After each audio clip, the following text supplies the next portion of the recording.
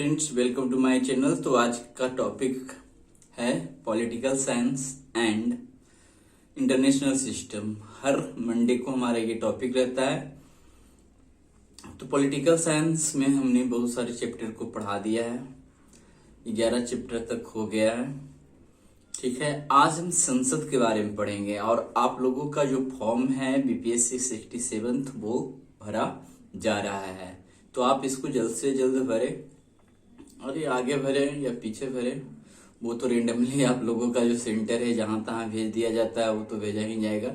ठीक है ना।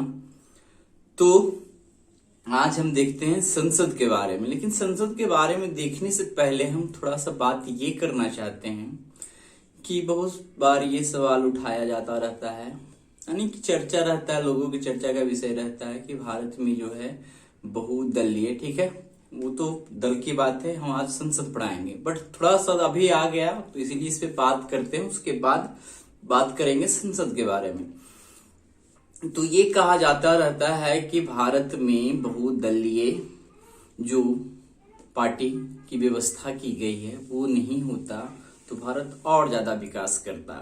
लेकिन हमारे भारत का जो संरचना है कुछ इस प्रकार से है दोस्तों, यहाँ इतना अधिक धर्म, जाति, ठीक है ना, मान्यताओं का जो अंतर है उसके चलते यहाँ जो बहुदलीय पार्टी की व्यवस्था है वही बेहतर है।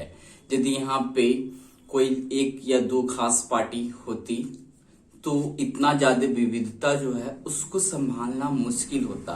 अब अपने अपने क्षेत्र से लोग उठकर आते हैं, ठीक है, और उनके लिए कुछ, ठीक है, अपना भी लाभ तो उनका होता ही है, फिर भी उनके लिए बोलने का काम करते हैं, कुछ परसेंट उनके लिए काम करने का कोशिश करते हैं, उनके बीच से आने वाले लोग करते हैं।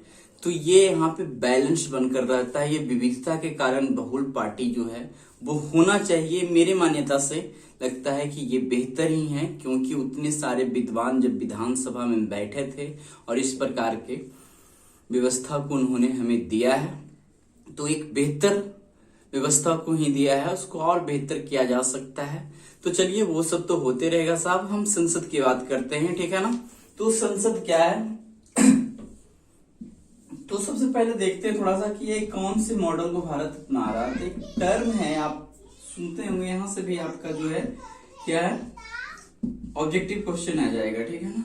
वेस्टमिंस्टर मॉडल, इसका मतलब क्या होता है, तो ये वेस्टमिंस्टर जो है ना इंग्लैंड में एक जगह है, इंग्लैंड का एक जगह है, मतलब कि जहां पे संसद इंग्लैंड में है ना उस जगह का नाम वेस्टमिंस्टर है, इसीलिए वहां का जो भारत इसीलिए इसको वेस्टमिंस्टर मॉडल बोलता है। और वेस्टमिंस्टर मॉडल का मतलब एक प्रकार होता है सरकार का संसदीय रूप, सरकार का संसदीय रूप। हमारा देश जो है यहाँ का जो शासन व्यवस्था है संसदीय प्रकार का है, तो सरकार का संसदीय स्वरूप या रूप जो भी बोलना है बोल सकते हैं, कोई इसमें दिक्कत नहीं है। तो जब हमारा देश आजाद हुआ तब क्या, उससे पहले की बात करते हैं, 1935 का एक अधिनियम आया था। 1935 भारत अधिनियम जो आया था, इसमें भारत को क्या बनाया गया था, उस वक्त बहुत सारा नियम कानून था, उसको भी डिटेल से चर्चा नहीं करेंगे, ठीक है। तो 1935 भारत अधिनियम जब आया था, ठीक है, तो इसमें केंद्र में द्वैत, अच्छा एक और टर्म है उसको पहले लिखते हैं, अखिल भारतीय संघ बनाया गया था भारत को, ठीक है, अखिल भारतीय संघ बनाया गया था। चलिए नीचे दिख रहा है ना, अखिल भारतीय संघ बनाया गया था। थोड़ा सा मेरा माइक खराब हो गया, हो सकता है आवाज बहुत कम आप लोगों को आए, ठीक है ना, खराब हुआ या फिर बैटरी डाउन हुआ उसको देखना पड़ेगा, ठीक है। अखिल भारतीय संघ, इसमें क्या किया गया था,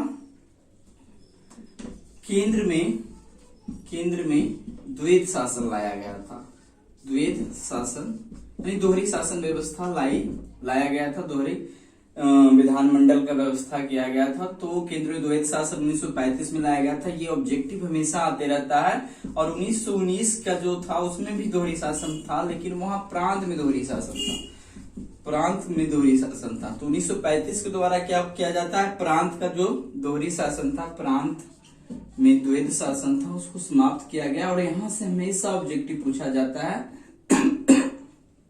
प्रांत में द्वैत शासन था। तो हुआ क्या, 1919 में प्रांत द्वैत शासन था, 1935 में केंद्र में द्वैध शासन लाया गया। ठीक है, तो जब देश आजाद हुआ तो लगभग इसी प्रकार के कानून को, या फिर इंग्लैंड में जो संसदीय प्रकार का जो कानून था उसने भारत ने अपना लिया।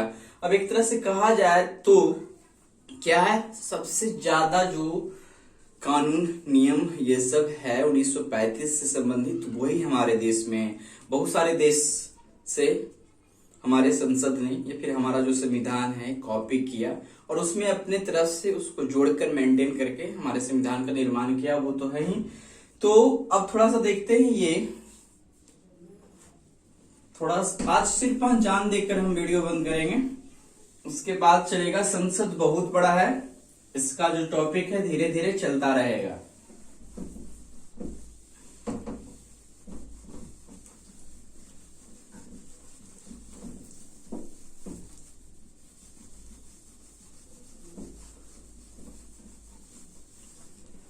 अब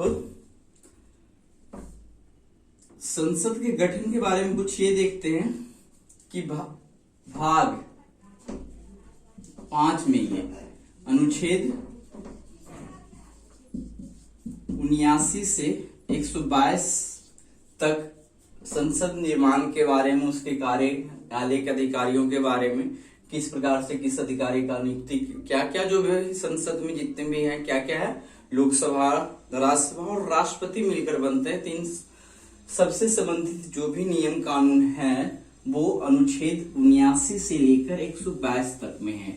अब हमने यहां बोला कि लोकसभा, राज्यसभा